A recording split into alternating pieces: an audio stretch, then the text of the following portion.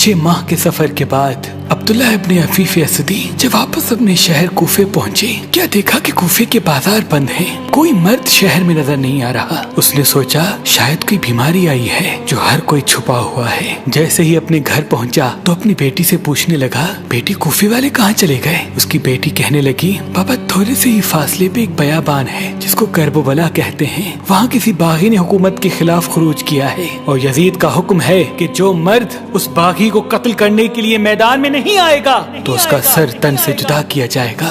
पापा आप भी जल्दी चले जाएं, कहीं कोई मुखबरी न कर दे।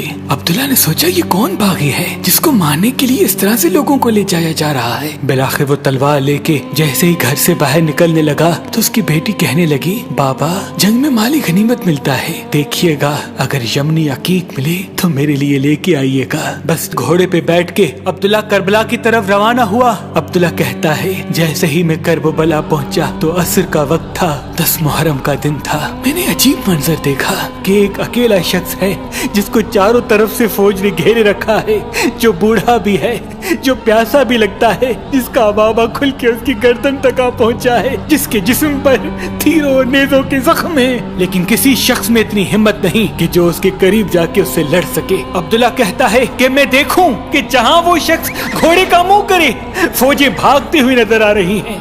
मैंने लश्कर से पूछा कि कौन है जिसे सब इतना डर रहे हैं। यजीद के साथियों ने कहा कि तुम्हें मालूम नहीं, इसका एक भाई अब्बास था और ये अरब का बड़ा बहादुर है। अब्दुल्ला कहता है मैंने नहीं समझा और ये सोचा कि शायद इसको कत्ल कर देंगे तो जंग तमाम हो जाएगी। बस मैंने अपने घोड़े को उसके घोड़े के पीछे लगाया। जैसे ही करीब आने लगा अपनी तलवार को नियाम से निकाला।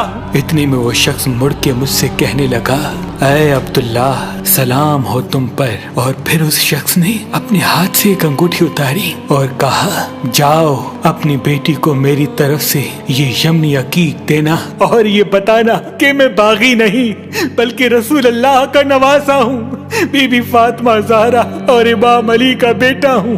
अब्दुल्ला हाथ जोड़ के कहता है, ऐ मेरे मौला मुझे माफ कीजिएगा, मुझे मालूम नहीं था, अब मैं भी आपके कदमों पे कुर्बान हूँगा।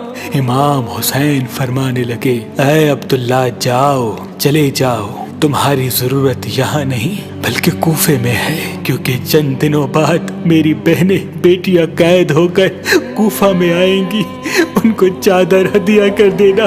ऐ अब्दुल्ला जाओ, चले जाओ। सलाम हो रसूल अल्लाह के खानदान पर, सलाम हो इमाम हुसैन अलैहिस्सलाम की अजमत पर, सलाम हो उन बीबियों पर जो इस्लाम के लिए बेपर्दा होके कूफा और शाम के बाजारों में फिरती रही। गुरूरी इत्तला है कि एक इदारा है मेहरबान शादी दफ्तर। मेहरबान शादी दफ्तर के पास तकरीबन 10,000 लड़की लड़कों के रिश्ते हैं, जिसमें बाहर की कंट्री के भी, बाहर के ममालिक के भी लड़कियां लड़कों के रिश्ते, तमाम अच्छे रिश्ते, पढ़ी लिखी लड़कियां, पढ़े लिखे लड़के, जिसको भी अच्छा रिश्ता चाहिए हो लड़के का लड़की का, वो मेहरबान शादी दफ्तर से राब्ता करें। इंशाल्लाह मालिक अच्छा करेंगे। तो अभी हमारी वेबसाइट मेहरबानी.com पे आएं, शादी का फॉर्म फिल करें और अपने लिए एक अच्छा रिश्ता हासिल करें। मजीद मालूमात के लिए हमारे नंबर पे कॉल करें। अल्लाह आपको सलामत रखे।